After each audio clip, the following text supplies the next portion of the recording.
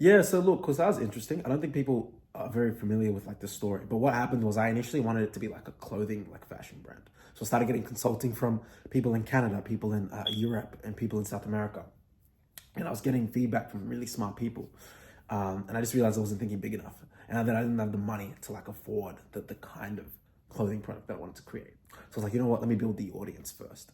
And then Quasar was born. I got my friends involved. And now Quasar is its own thing. The clothing thing I'll probably leave for another couple of years. It will be a different business.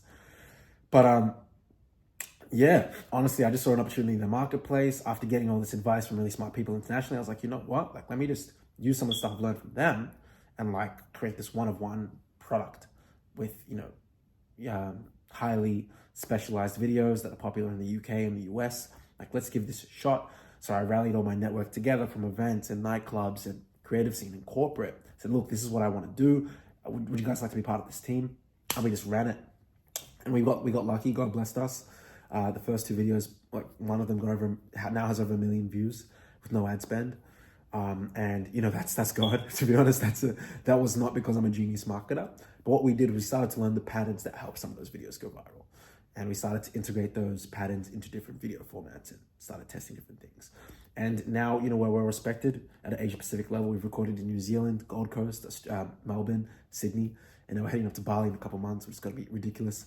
So, yeah, I think what separates it though is it's not scripted. Like the cringe moments are cringe because they're real.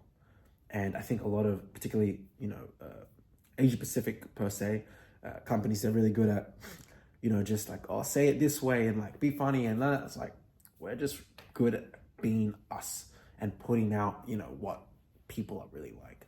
But I think it's also far more collaborative. I think we do a very good job of including different kinds of people all across Asia Pacific instead of just, the person that had daddy's money and had the acting opportunity or was part of the right family to get on X TV show. So I also think we've grown extremely quickly. I don't think many people can name other production companies that have garnered over 1 billion views organically without spending money on ads. I think that's a testament to the potential within Asia Pacific and Australia and the creative potential. And I think we've been fortunate to gather that support. But I also think we're a front runner for, a massive positive spiral in Australian media. I think we're just getting started. I don't even think we've touched the surface yet. Yes, we haven't filmed in Bali yet. One moment that I would say was really cool with New Zealand was, we had two of the other owners of Quasar at the time they couldn't come for various reasons. One was stuck in Dubai, one had a passport issue, and then our head videographer, who's a G, shout out to Yadu, he's a boss. He's one of the best videographers, I think, in all of Asia Pacific. So shout out Yadu. He got sick like a day to 2 days before the trip, and it's an international flight to New Zealand. So, there was a point where I was like, is it just going to be me and one other person that I might have to hire in New Zealand? We're going to have to manage like 7 cameras and like 50 cast members for 6 episodes in a day. Because we record a lot of episodes in a day. We batch the content together. But, just being able to like get to New Zealand and get that done, that was a great feeling because the New Zealand cast was incredible. Every single one of them was just amazing to deal with. But to have that relief of like, wow, we really got that done. The first real life Tinder swiping in New Zealand, like the first of its kind, the first of these kinds of videos in a different country like Auckland is such a blessing to be able to lead that. I don't take that lightly. So that's one moment. Another moment was, and this moment has actually garnered probably over 50 million views on YouTube because people have cut it up into their shorts and made money off us, but that's a different story. In the viral video where I think it's 13 women versus one male model, the one that's got over 1 million views, there's a scene where, one of the protagonists says to the other protagonist a certain provocative statement, or not provocative, but controversial statement per se, and I say cut, and everyone's screaming, going wild, and my head videographer is like, Dami, like relax, I don't say cut, but like I had this intuition just to say like cut, like at that moment, because it was like dramatic. And at the time, like Merlin's the head of social media, and one of the other owners at the time was looking at me like, why'd you say cut so early? But I was like, I know what I'm doing. And he's like, my head videographer is like to me, dude, you're getting excited. Like, to tell me like, bro, relax. I was like, nah, like I'm good. at containing the extreme emotion and still being able to keep professional. I can have this intense energy, but still close the deal, right? And that's practiced. But sometimes not everyone has practiced that switch state. But saying cut in that moment, like in the crowd going wild and everyone just like laughing, celebrating. I had someone cut this, post it on a different YouTube channel. That one YouTube short got 25 million views. So they probably made 10, 15, 20K just off us in that one short.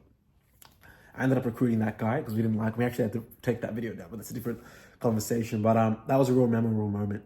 And I just had an intuition that like I had to say cut at that time. And that got like multi-millions of views across the internet. Yeah, so part of it's trends. I forget who says this, but good artists copy, great artists steal. And that's true to an extent. I think, you steal and then you innovate. So, we look at what's popping on the internet and then we innovate on top of it. And that's worked really well for us. That's one of our main strategies, but other things as well. We also just think of things that people maybe haven't dared to do. Doing Australians versus, Mr. Tate, super risky video, right? Super risky video. That was one of the hardest videos for me to recruit for.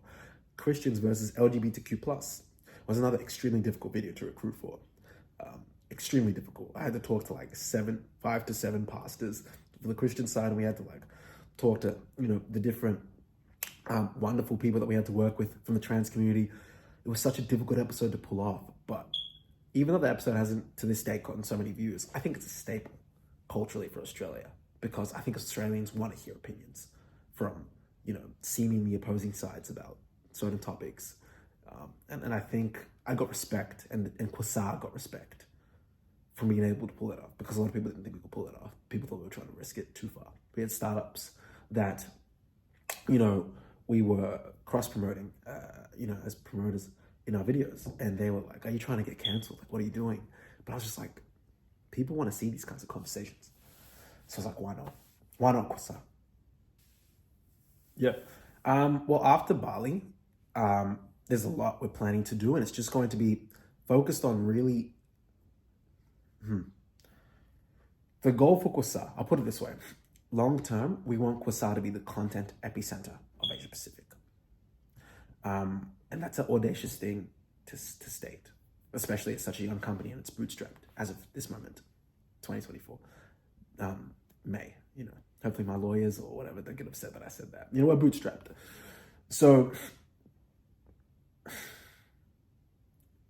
as a content epicenter or evolving content epicenter, we want to have as many people involved at different levels as possible. So we're going to be creating different mini businesses in the forms of content under Quasar. And we're going to get a lot of people involved. We're going to get a lot of people compensated. And we feel like we can really create like a content community around Asia Pacific. That's the easiest way to sum up the goal for Quasar in the near future. And it's vague, but some things are better shown and not spoken about. Yeah, that's one of the hardest lines to manage. And I'm still learning it. This creative director role that I have, like I didn't even care about the term creative director, apparently, until like 2 years ago. And people were like, you're a creative director. I'm like, all right, let me look on Google. What's creative director? Oh, okay, cool. Right. So, I think the business acumen, I'm still learning it very much so, but I had more of that experience than the quote unquote like creative director experience. But I think it's about being firm and highly empathetic. And that's a hard thing to be and to balance, making sure that people are super comfortable on set, but then also after it's recorded, putting out the content in a way that gets the views as well, so we can keep the company going. So it's a dance that I'm still learning, but we've got such a good team. We've got team members across Australia, Dubai, Europe, Philippines. Like we've got such a versatile team with such incredible skill sets. And I think that's allowed us to get better at finding that balance. If people like Merlin that are like, what, Dami, I think we should change that. Like that might, rustle some feathers unnecessarily. I'm like, you know what, you're probably right. And we have other people in the team that are like, dude, this is gonna go viral. Like, let's say it like this. I'm like, makes sense. All right, let's test it. But one thing I've learned is just to be like hands off, right? Like, don't overstep.